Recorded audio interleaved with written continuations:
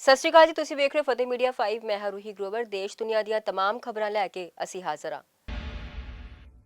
ਮੁੜ ਲੱਗ ਸਕਦਾ ਲਾਕਡਾਊਨ, WHO ਨੇ ਐਲਾਨੀ ਗਲੋਬਲ ਐਮਰਜੈਂਸੀ।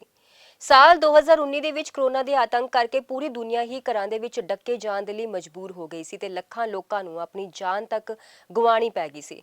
ਇਸੇ ਦੌਰਾਨ ਅਫਰੀਕੀ ਦੇਸ਼ ਡੈਮੋਕ੍ਰੈਟਿਕ ਰਿਪਬਲਿਕ ਆਫ ਕਾਂਗੋ ਦੇ ਵਿੱਚ ਇਬੋਲਾ ਵਾਇਰਸ ਦੇ ਇੱਕ ਦੁਰਲਭ ਸਟ੍ਰੇਨ ਦੇ ਫੈਲਣ ਕਰਕੇ ਹਾਹਾਕਾਰ ਮਚੀ ਹੋਈ ਹੈ। ਇਸ ਖਤਰਨਾਕ ਬਿਮਾਰੀ ਕਰਕੇ ਹੁਣ ਤੱਕ 87 ਲੋਕਾਂ ਦੀ ਮੌਤ ਹੋ ਚੁੱਕੀ ਹੈ, ਜਿਸ ਤੋਂ ਬਾਅਦ ਵਿਸ਼ਵ ਸਿਹਤ ਸੰਗਠਨ WHO ਨੇ ਇਸ ਨੂੰ ਗਲੋਬਲ ਪੱਧਰ ਦੇ ਉੱਤੇ ਜਨਤਕ ਸਿਹਤ ਐਮਰਜੈਂਸੀ ਐਲਾਨ ਦਿੱਤਾ ਹੈ। ਅਫਰੀਕਾ CDC ਮੁਤਾਬਿਕ ਇਹ ਪ੍ਰਕੋਪ ਇਬੋਲਾ ਦੇ ਬੁੰਡੀਬੂਗੀਓ ਸਟ੍ਰੇਨ ਕਰਕੇ ਫੈਲ ਰਿਹਾ ਹੈ। ਇਬੋਲਾ ਦੇ ਆਮ ਸਟ੍ਰੇਨਾਂ ਦੇ ਉਲਟ ਇਸ ਖਾਸ ਦੁਰਲਭ ਸਟ੍ਰੇਨ ਦੀ ਰੋਕਥਾਮ ਲਈ ਇਸ ਵੇਲੇ ਕੋਈ ਵੀ ਪ੍ਰਮਾਣਿਤ ਵੈਕਸੀਨ ਮੌਜੂਦ ਨਹੀਂ ਹੈ। ਕਾਂਗੋ ਦੇ ਪੂਰਬੀ ਸੂਬੇ ਇਥੁਰੀ ਦੇ ਮਾਈਨਿੰਗ ਖੇਤਰਾਂ ਵਿੱਚ ਸ਼ੁਰੂ ਹੋਇਆ ਵਾਇਰਸ ਹੁਣ ਤੱਕ 336 ਲੋਕਾਂ ਨੂੰ ਆਪਣੀ ਲਪੇਟ ਵਿੱਚ ਲੈ ਚੁੱਕਿਆ ਹੈ। ਗਵਾਂਢੀ ਦੇਸ਼ ਯੁਗਾਂਡਾ ਵਿੱਚ ਵੀ ਇਸ ਦਾ ਇੱਕ ਮਾਮਲਾ ਸਾਹਮਣੇ ਆਇਆ, ਜਿੱਥੇ ਕਾਂਗੋ ਤੋਂ ਆਏ ਇੱਕ ਸੰਕਰਮਿਤ ਵਿਅਕਤੀ ਦੀ ਮੌਤ ਹੋ ਗਈ। ਇਲਾਕੇ ਵਿੱਚ ਸਰਗਰਮ ਅਤਵਾਦੀ ਸੰਗਠਨਾਂ ਦੀ ਹਿੰਸਾ ਕਰਕੇ ਸਿਹਤ ਕਰਮਚਾਰੀਆਂ ਨੂੰ ਮਰੀਜ਼ਾਂ ਦੀ ਸਕਰੀਨਿੰਗ ਤੇ ਕੰਟੈਕਟ ਟ੍ਰੇਸਿੰਗ ਕਰਨ ਦੇ ਵਿੱਚ ਭਾਰੀ ਮੁਸ਼ਕਲਾਂ ਦਾ ਸਾਹਮਣਾ ਕਰਨਾ ਪੈ ਰਿਹਾ ਹੈ। ਉਧਰ WHO ਨੇ ਸਪਸ਼ਟ ਕੀਤਾ ਹੈ ਕਿ ਹਾਲਾਂਕਿ ਇਸ ਨੂੰ ਅਜੇ ਮਹਾਮਾਰੀ ਨਹੀਂ ਐਲਾਨਿਆ ਗਿਆ, ਪਰ ਦੂਜੇ ਦੇਸ਼ਾਂ ਵਿੱਚ ਇਸ ਦੇ ਫੈਲਣ ਦੇ ਉੱਚ ਜੋਖਮ ਨੂੰ ਦੇਖਦੇ ਹੋਏ ਵਿਸ਼ਵ ਪੱਧਰ ਤੇ ਸਖਤ ਨਿਗਰਾਨੀ ਤੇ ਸਾਂਝੇ ਯਤਨਾਂ ਦੀ ਤੁਰੰਤ ਲੋੜ ਹੈ। ਨੌਕਰ ਨੇ ਰੋਲੀ ਨਾਬਾਲਗ ਕੁੜੀ ਦੀ ਪੱਤ, ਜਬਰੀ ਸ਼ਰਾਬ ਪਿਲਾ ਕੇ ਕੀਤਾ ਜਬਰ ਜਨਾਹ। ਜਲੰਧਰ ਤੋਂ ਸ਼ਰਮਸਾਰ ਕਰ ਦੀ ਘਟਨਾ ਸਾਹਮਣੇ ਆਈ ਹੈ। ਇੱਥੇ ਇੱਕ 16 ਸਾਲਾ ਨਾਬਾਲਗ ਕੁੜੀ ਨੂੰ ਜਬਰੀ ਸ਼ਰਾਬ ਪਿਆ ਕੇ ਉਸ ਨਾਲ ਜਬਰ ਜਨਾਹ ਕੀਤੇ ਜਾਣ ਦਾ ਮਾਮਲਾ ਸਾਹਮਣੇ ਆਇਆ ਹੈ।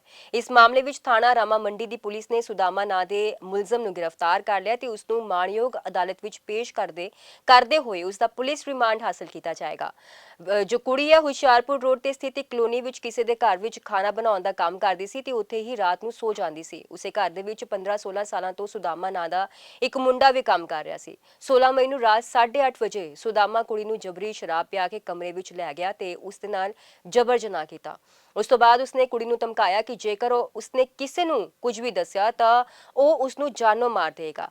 ਪੁਲਿਸ ਨੇ ਮਹਿਲਾ ਪੁਲਿਸ ਅਧਿਕਾਰੀ ਦੀ ਜਾਂਚ ਤੋਂ ਬਾਅਦ ਕੁੜੀ ਦੀ ਮਾਂ ਦੇ ਬਿਆਨਾਂ ਤੇ ਮੁਲਜ਼ਮ ਸੁਦਾਮਾ ਦੇ ਖਿਲਾਫ BNS ਦੀ ਧਾਰਾ 65(1), 123, 351(3) ਤੇ ਪੋਕਸੋ ਐਕਟ ਦੀ ਧਾਰਾ 4 ਦੇ ਤਹਿਤ FIR ਨੰਬਰ 104 ਦਰਜ ਕਰ ਲਈ ਹੈ। ਮਹਿੰਗਾਈ ਦੀ ਪਈ ਮਾਰ, ਪੰਜਾਬ 'ਚ CNG ਦੀਆਂ ਕੀਮਤਾਂ ਵਿੱਚ ਮੁੜ ਹੋਇਆ ਵਾਧਾ, 48 ਘੰਟਿਆਂ 'ਚ ਦੂਜੀ ਵਾਰ ਵਧੇ ਭਾਅ। ਦੇਸ਼ ਦੇ ਵਿੱਚ ਆਮ ਜਨਤਾ ਤੇ ਮਹਿੰਗਾਈ ਦਾ ਬੋਝ ਲਗਾਤਾਰ ਵਧਦਾ ਜਾ ਰਿਹਾ ਹੈ। ਵਾਹਨਾਂ ਵਿੱਚ ਬਾਲਣ ਵਜੋਂ ਵਰਤੀ ਜਾਣ ਵਾਲੀ ਕੰਪਰੈਸਡ ਨੈਚੁਰਲ ਗੈਸ CNG ਦੀਆਂ ਕੀਮਤਾਂ ਵਿੱਚ ਐਤਵਾਰ ਨੂੰ ਇੱਕ ਵਾਰ ਫਿਰ ₹1 ਪ੍ਰਤੀ ਕਿਲੋ ਦਾ ਵਾਧਾ ਕੀਤਾ ਗਿਆ ਹੈ। ਇਧਰ ਦੱਸ ਦਈਏ ਕਿ ਪਿਛਲੇ 48 ਘੰਟਿਆਂ ਵਿੱਚ ਇਹ ਦੂਜੀ ਵਾਰ ਹੈ ਜਦੋਂ ਕੀਮਤਾਂ ਵਧਾਈਆਂ ਗਈਆਂ ਨੇ। ਇਸ ਤੋਂ ਪਹਿਲਾਂ ਸ਼ੁੱਕਰਵਾਰ ਨੂੰ ਵੀ CNG ਦੀਆਂ ਕੀਮਤਾਂ ਦੇ ਵਿੱਚ ₹2 ਪ੍ਰਤੀ ਕਿਲੋ ਦਾ ਵਾਧਾ ਕੀਤਾ ਗਿਆ ਸੀ ਤੇ ਇਧਰ ਇਹ ਵੀ ਜ਼ਿਕਰਯੋਗ ਹੈ ਕਿ ਕੇਂਦਰ ਸਰਕਾਰ ਨੇ ਬੀਤੇ ਸ਼ੁੱਕਰਵਾਰ ਨੂੰ ਦੇਸ਼ ਭਰ ਦੇ ਵਿੱਚ ਪੈਟਰੋਲ ਤੇ ਡੀਜ਼ਲ ਦੀਆਂ ਕੀਮਤਾਂ ਵਿੱਚ ਵੀ ₹3 ਪ੍ਰਤੀ ਲੀਟਰ ਦਾ ਵਾਧਾ ਕੀਤਾ ਸੀ। ਹਾਲਾਂਕਿ ਘਰੇਲੂ ਰਸੋਈ ਦੇ ਵਿੱਚ ਵਰਤੀ ਜਾਣ ਵਾਲੀ ਪਾਈਪਡ ਗੈਸ PNG ਦੀਆਂ ਕੀਮਤਾਂ ਵਿੱਚ ਫਿਲਹਾਲ ਕੋਈ ਬਦਲਾਅ ਨਾ ਕਰਕੇ ਆਮ ਲੋਕਾਂ ਨੂੰ ਥੋੜੀ ਰਾਹਤ ਦਿੱਤੀ ਗਈ ਹੈ। ਕੰਪਨੀ ਮੁਤਾਬਕ ਅੰਤਰਰਾਸ਼ਟਰੀ ਬਾਜ਼ਾਰ ਦੇ ਵਿੱਚ ਗੈਸ ਦੀ ਲਾਗਤ ਵਧਣ ਤੇ ਅਮਰੀਕੀ ਡਾਲਰ ਦੀ ਮਜ਼ਬੂਤੀ ਕਰਕੇ ਕੀਮਤਾਂ ਵਿੱਚ ਸੋਧ ਕਰਨੀ ਪਈ ਹੈ। ਇਸ ਤੋਂ ਇਲਾਵਾ ਪੱਛਮੀ ਏਸ਼ੀਆ ਮਿਡਲ ਈਸਟ ਵਿੱਚ ਚੱਲ ਰਹੇ ਸੰਘਰਸ਼ ਦੇ ਕਰਕੇ ਵਿਸ਼ਵ ਪੱਧਰ ਦੇ ਉੱਤੇ ਕੱਚੇ ਤੇਲ ਦੀਆਂ ਕੀਮਤਾਂ ਵਿੱਚ ਤੇਜ਼ੀ ਆਈ ਹੈ, ਜਿਸ ਦਾ ਸਿੱਧਾ ਅਸਰ ਭਾਰਤੀ ਬਾਜ਼ਾਰ ਤੇ ਪੈ ਰਿਹਾ ਹੈ। ਇਹਨਾਂ ਚੁਣੌਤੀਆਂ ਵਿਚਾਲੇ ਭਾਰਤ ਲਈ ਇੱਕ ਰਾਹਤ ਦੀ ਖਬਰ ਇਹ ਹੈ ਕਿ ਕਤਰ ਤੋਂ 20,000 ਟਨ ਘਰੇਲੂ ਰਸੋਈ ਗੈਸ ਜੋ ਹੈ LPG ਲੈ ਕੇ ਚੱਲਿਆ ਜਹਾਜ਼ MV ਸਿਮੀ ਸੁਰੱਖਿਅਤ ਢੰਗ ਨਾਲ ਗੁਜਰਾਤ ਦੇ ਕਾਂਡਲਾ ਬੰਦਰਗਾਹ ਤੇ ਪਹੁੰਚ ਗਿਆ ਤੇ ਜਹਾਜ਼ ਖਤਰਨਾਕ ਮੰਨੇ ਜਾਣ ਵਾਲੇ ਹਾਰਮੁਜ਼ ਸਟ੍ਰੇਟ ਨੂੰ ਪਾਰ ਕਰਕੇ ਪਹੁੰਚਿਆ, ਜਿੱਥੋਂ ਦੁਨੀਆ ਦੀ ਲਗਭਗ 5ਵਾਂ ਹਿੱਸਾ ਊਰਜਾ ਸਪਲਾਈ ਗੁਜ਼ਰਦੀ ਹੈ। ਮਾਰਚ ਤੋਂ ਹੁਣ ਤੱਕ ਜੇਕਰ ਅਸੀਂ ਗੱਲ ਕਰੀਏ, ਭਾਰਤੀ ਝੰਡੇ ਵਾਲੇ 13 ਜਹਾਜ਼ ਇਸ ਰਸਤੇ ਰਾਹੀਂ ਸੁਰੱਖਿਅਤ ਲੰਘ ਚੁੱਕੇ ਨੇ। ਉਧਰ ਸੋਨੇ ਚਾਂਦੀ ਦੀਆਂ ਕੀਮਤਾਂ ਵਿੱਚ ਵੱਡਾ ਧਮਾਕਾ ਹੋਇਆ। ਚਾਂਦੀ ₹7,000 ਟੁੱਟੀ, ਸੋਨਾ ਵੀ ਹੋ ਗਿਆ ਸਸਤਾ। ਹਫਤੇ ਦੇ ਪਹਿਲੇ ਕਾਰੋਬਾਰੀ ਦਿਨ ਸੋਨੇ ਤੇ ਚਾਂਦੀ ਦੀਆਂ ਕੀਮਤਾਂ ਦੇ ਵਿੱਚ ਵੱਡੀ ਗਿਰਾਵਟ ਵੇਖਣ ਨੂੰ ਮਿਲੀ ਹੈ। ਜੇਕਰ ਅਸੀਂ ਗੱਲ ਕਰੀਏ ਬਾਜ਼ਾਰ ਖੁੱਲਦੇ ਹੀ MCX ਤੇ ਚਾਂਦੀ ਦੀ ਕੀਮਤ ਵਿੱਚ ਲਗਭਗ ₹7,000 ਦੀ ਕਮੀ ਹੈ, ਜਦੋਂ ਕਿ ਸੋਨਾ ਵੀ ₹1,000 ਪ੍ਰਤੀ 10 ਗ੍ਰਾਮ ਤੱਕ ਸਸਤਾ ਹੋ ਗਿਆ। ਮਾਹਰਾਂ ਦੇ ਮੁਤਾਬਿਕ ਪੱਛਮੀ ਏਸ਼ੀਆ ਦੇ ਵਿੱਚ ਵਾਧੇ ਤਣਾਅ ਕਰਕੇ ਕੱਚੇ ਤੇਲ ਦੀਆਂ ਕੀਮਤਾਂ ਵਿੱਚ ਉਛਾਲ ਆਇਆ, ਜਿਸ ਨਾਲ ਮਹਿੰਗਾਈ ਵਧਣ ਦਾ ਡਰ ਪੈਦਾ ਹੋ ਗਿਆ। ਇਸ ਕਰਕੇ ਵਿਆਜ ਦਰਾਂ ਵਿੱਚ ਕਟੌਤੀ ਦੀ ਸੰਭਾਵਨਾ ਘਟ ਗਈ ਹੈ ਤੇ ਨਿਵੇਸ਼ਕਾਂ ਦਾ ਰੁਝਾਨ ਡਾਲਰ ਤੇ ਅਮਰੀਕੀ ਬੌਂਡ ਯੀਲਡ ਵੱਲ ਵਧਿਆ ਹੈ, ਜਿਸ ਕਰਕੇ ਕੀਮਤੀ ਧਾਤਾਂ ਦੀ ਮੰਗ ਘਟੀ ਹੈ। ਇਸ ਤੋਂ ਇਲਾਵਾ ਉੱਚੇ ਪੱਧਰਾਂ ਤੇ ਪਹੁੰਚਣ ਤੋਂ ਬਾਅਦ ਨਿਵੇਸ਼ਕਾਂ ਦੇ ਵੱਲੋਂ ਕੀਤੀ ਗਈ ਮੁਨਾਫਾਖੋਰੀ ਨੇ ਵੀ ਕੀਮਤਾਂ ਤੇ ਦਬਾਅ ਪਾਇਆ। ਚਾਂਦੀ ਦੀ ਗੱਲ ਕਰੀਏ, ਜੁਲਾਈ ਡਿਲੀਵਰੀ ਵਾਲੀ ਚਾਂਦੀ 2,67,400 ਰੁਪਏ ਤੇ ਖੁੱਲੀ ਤੇ ਸ਼ੁਰੂਆਤੀ ਕਾਰੋਬਾਰ ਵਿੱਚ 6,937 ਰੁਪਏ ਦੀ ਗਿਰਾਵਟ ਨਾਲ 2,64,949 ਰੁਪਏ ਤੱਕ ਪਹੁੰਚ ਗਈ। ਸੋਨਾ 5 ਜੂਨ ਦੀ ਡਿਲੀਵਰੀ ਵਾਲਾ ਸੋਨਾ ਸ਼ੁਰੂਆਤੀ ਕਾਰੋਬਾਰ ਦੇ ਵਿੱਚ 1,000 ਰੁਪਏ ਦੀ ਗਿਰਾਵਟ ਨਾਲ 1,57,547 ਰੁਪਏ ਤੇ ਡਿੱਗ ਗਿਆ ਹੈ।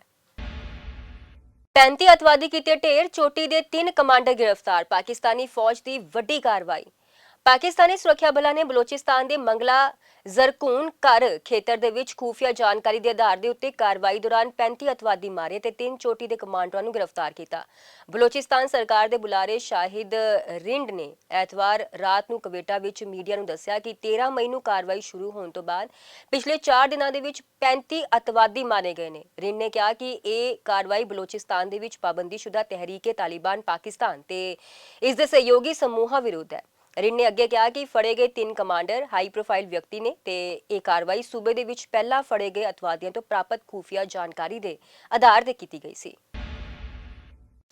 ਰੁਪਏ ਦੀ ਡਿੱਗਦੀ ਸਿਹਤ, 96 ਦਾ ਅੰਕੜਾ ਪਾਰ ਕਰਕੇ ਹੁਣ ਤੱਕ ਦੇ ਸਭ ਤੋਂ ਮਾੜੇ ਦੌਰ 'ਚ ਭਾਰਤੀ ਕਰੰਸੀ 'ਚ ਗਿਰਾਵਟ ਦਾ ਜੋ ਸਿਲਸਿਲਾ ਲਗਾਤਾਰ ਜਾਰੀ ਹੈ। ਸੋਮਵਾਰ ਨੂੰ ਸ਼ੁਰੂਆਤੀ ਕਾਰੋਬਾਰ ਦੌਰਾਨ ਅਮਰੀਕੀ ਡਾਲਰ ਦੇ ਮੁਕਾਬਲੇ ਰੁਪਇਆ ਆਪਣੇ ਹੁਣ ਤੱਕ ਦੇ ਸਭ ਤੋਂ ਹੇਠਲੇ ਪੱਧਰ 96.25 ਤੇ ਪਹੁੰਚ ਗਿਆ।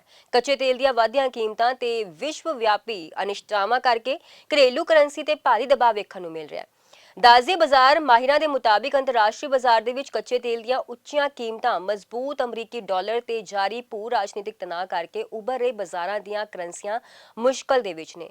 ਇੰਟਰਬੈਂਕ ਵਿਦੇਸ਼ੀ ਮੁਦਰਾ ਬਾਜ਼ਾਰ ਦੇ ਵਿੱਚ ਰੁਪਈਆ 96.19 ਤੇ ਖੁੱਲਿਆ ਤੇ ਜਲਦੀ ਹੀ ਡਿੱਗ ਕੇ 96.25 ਤੇ ਆ ਗਿਆ, ਜੋ ਪਿਛਲੀ ਬੰਦ ਕੀਮਤ ਦੇ ਮੁਕਾਬਲੇ 44 ਪੈਸੇ ਦੀ ਗਿਰਾਵਟ ਦਰਸਾਉਂਦਾ ਹੈ। ਦਾਜ਼ੀ ਕਿ ਸ਼ੁੱਕਰਵਾਰ ਨੂੰ ਰੁਪਇਆ 95.81 ਦੇ ਪੱਧਰ ਤੇ ਬੰਦ ਹੋਇਆ ਸੀ।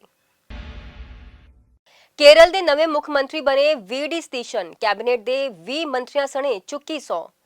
ਕੇਰਲ ਦੇ ਵਿੱਚ ਕਾਂਗਰਸ ਦੀ ਅਗਵਾਈ ਵਾਲੀ ਯੂਨਾਈਟਿਡ ਡੈਮੋਕ੍ਰੈਟਿਕ ਫਰੰਟ (ਯੂਡੀਐਫ) ਸਰਕਾਰ ਦੀ ਅਗਵਾਈ ਦੇ ਵਿੱਚ ਰਾਜਪਾਲ ਰਾਜਿੰਦਰ ਵਿਸ਼ਵਨਾਥ ਅਰਲੇਕਰ ਨੇ ਵੀਡੀ ਸਤੀਸ਼ਨ ਨੂੰ ਕੇਰਲ ਦੇ ਨਵੇਂ ਮੁੱਖ ਮੰਤਰੀ ਵਜੋਂ ਸਹੁੰ ਚੁਕਾਈ ਹੈ।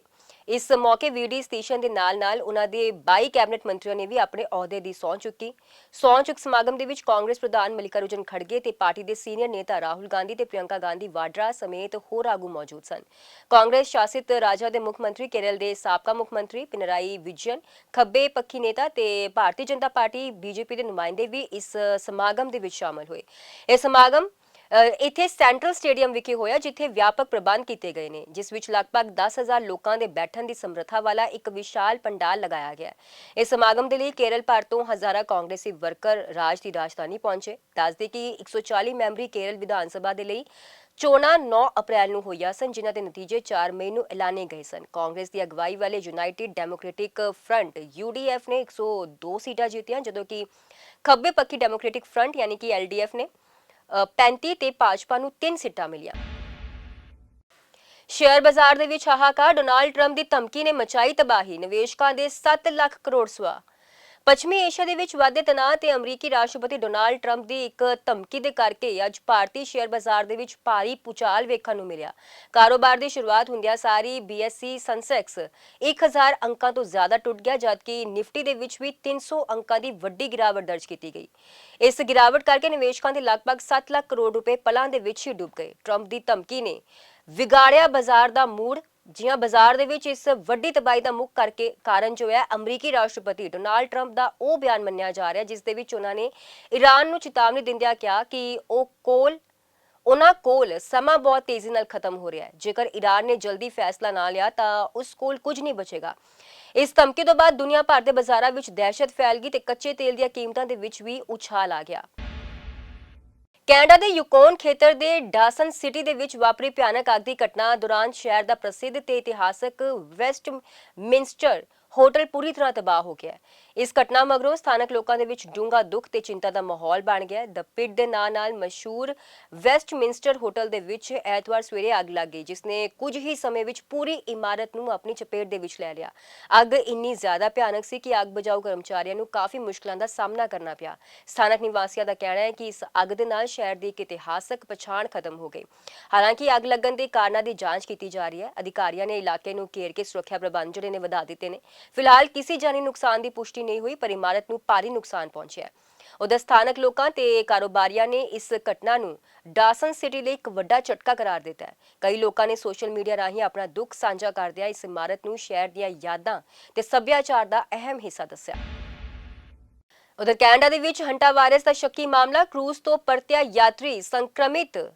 ਐਮਵੀ ਹੌਂਡੀਜ਼ ਕਰੂਜ਼ ਜਹਾਜ਼ ਤੇ ਹੰਟਾ ਵਾਇਰਸ ਦੇ ਫੈਲਣ ਤੋਂ ਬਾਅਦ ਘਰ ਵਾਪਸ ਆਏ 4 ਕੈਨੇਡੀਅਨਸ ਦੇ ਵਿੱਚੋਂ ਇੱਕ ਦੇ ਸ਼ੁਰੂਆਤੀ ਟੈਸਟਾਂ ਵਿੱਚ ਸਕਾਰਾਤਮਕ ਹੋਣ ਦੇ ਸੰਕੇਤ ਮਿਲੇ ਨੇ। ਕੈਨੇਡੀਅਨ ਅਧਿਕਾਰੀਆਂ ਨੇ ਇਸ ਸੰਬੰਧੀ ਜਾਣਕਾਰੀ ਵੀ ਦਿੱਤੀ ਹੈ। ਬ੍ਰਿਟਿਸ਼ ਕੋਲੰਬੀਆ ਦੇ ਪਬਲਿਕ ਹੈਲਥ ਅਫਸਰ ਡਾਕਟਰ ਬੋਨੀ ਹੈਨਰੀ ਨੇ ਇਹ ਕਿਹਾ ਹੈ ਕਿ ਵਿਨੀਪੈਗ ਦੇ ਵਿੱਚ ਰਾਸ਼ਟਰੀ ਪ੍ਰਯੋਗਸ਼ਾਲਾ ਤੋਂ ਇੱਕ ਅੰਤਿਮ ਪੁਸ਼ਟੀ ਰਿਪੋਰਟ ਹਫ਼ਤੇ ਦੇ ਅੰਤ ਤੱਕ ਆਉਣ ਦੀ ਉਮੀਦ ਹੈ। ਉਹਨਾਂ ਕਿਹਾ ਕਿ ਸਾਨੂੰ ਇਸ ਦੀ ਬਿਲਕੁਲ ਉਮੀਦ ਨਹੀਂ ਸੀ, ਪਰ ਅਸੀਂ ਸਥਿਤੀ ਲਈ ਤਿਆਰ ਸੀ। 60 ਸਾਲਾ ਵਿਅਕਤੀ ਨੇ ਬੁਖਾਰ ਤੇ ਸਿਰ ਦਰਦ ਦੀ ਸ਼ਿਕਾਇਤ ਕੀਤੀ। ਦੋਵੇਂ ਇਸ ਸਮੇਂ ਵਿਕਟੋਰੀਆ ਦੇ ਵਿੱਚ ਹਸਪੀਟਲ ਵਿੱਚ ਦਾਖਲ ਨੇ। ਹੈਨਰੀ ਨੇ ਕਿਹਾ ਕਿ ਮਰੀਜ਼ ਦੀ ਹਾਲਤ ਸਥਿਰ ਹੈ ਤੇ ਉਸਦੇ ਲੱਛਣ ਹਲਕੇ ਨੇ। ਉਹ ਹਸਪਤਾਲ ਦੇ ਵਿੱਚ ਅਲੱਗ-ਥਲੱਗ ਹੈ। ਦੂਜੇ ਮੈਂਬਰ ਵਿੱਚ ਹਲਕੇ ਲੱਛਣ ਨੇ, ਪਰ ਜਾਂਚ ਨੇ ਲਾਗ ਦੀ ਪੁਸ਼ਟੀ ਨਹੀਂ ਕੀਤੀ।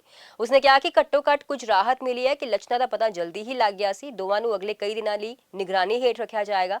ਉਧਰ ਐਮਵੀ ਹੌਂਡੀਅਸ ਤੇ ਹੰਟਾ ਵਾਇਰਸ ਦਾ ਪ੍ਰਕੋਪ ਸ਼ੁਰੂ ਹੋਣ ਤੋਂ ਬਾਅਦ 3 ਲੋਕਾਂ ਦੀ ਮੌਤ ਹੋ ਗਈ ਹੈ। ਜੇਕਰ ਕੈਨੇਡੀਅਨ ਮਰੀਜ਼ ਦੇ ਸੰਕਰਮਿਤ ਹੋਣ ਦੀ ਪੁਸ਼ਟੀ ਹੁੰਦੀ ਹੈ ਤਾਂ ਜਹਾਜ਼ ਤੇ ਸੰਕਰਮਿਤ ਹੋਣ ਵਾਲਾ 10ਵਾਂ ਵਿਅਕਤੀ ਹੋਏਗਾ। ਜਹਾਜ਼ ਤੇ ਕੁੱਲ 12 ਮਾਮਲੇ ਸਾਹਮਣੇ ਆਏ ਸਨ ਤੇ ਜਿਨ੍ਹਾਂ ਵਿੱਚੋਂ 9 ਦੀ ਅਧਿਕਾਰਤ ਤੌਰ ਤੇ ਪੁਸ਼ਟੀ ਕੀਤੀ ਗਈ। ਮ੍ਰਿਤਕਾਂ ਦੇ ਵਿੱਚ ਨੀਦਰਲੈਂਡ ਦਾ ਇੱਕ ਜੋੜਾ ਵੀ ਸ਼ਾਮਲ ਹੈ। ਸਿਹਤ ਅਧਿਕਾਰੀਆਂ ਦਾ ਮੰਨਣਾ ਹੈ ਕਿ ਦੱਖਣੀ ਅਮਰੀਕਾ ਦੀ ਯਾਤਰਾ ਦੌਰਾਨ ਉਹ ਵਾਇਰਸ ਨਾਲ ਸੰਕਰਮਿਤ ਹੋਣ ਵਾਲੇ ਪਹਿਲੇ ਵਿਅਕਤੀ ਸਨ। ਇਹ ਸਨ ਅੱਜ ਦੀਆਂ ਪ੍ਰਮੁੱਖ ਖਬਰਾਂ। ਇੱਦਾਂ ਦੀਆਂ ਨਵੀਆਂ ਤੇ ਤਾਜ਼ੀਆਂ ਅਪਡੇਟਸ ਲਈ ਵੇਖਦੇ ਰਹੋ ਫਤਿਹ ਮੀਡੀਆ 5।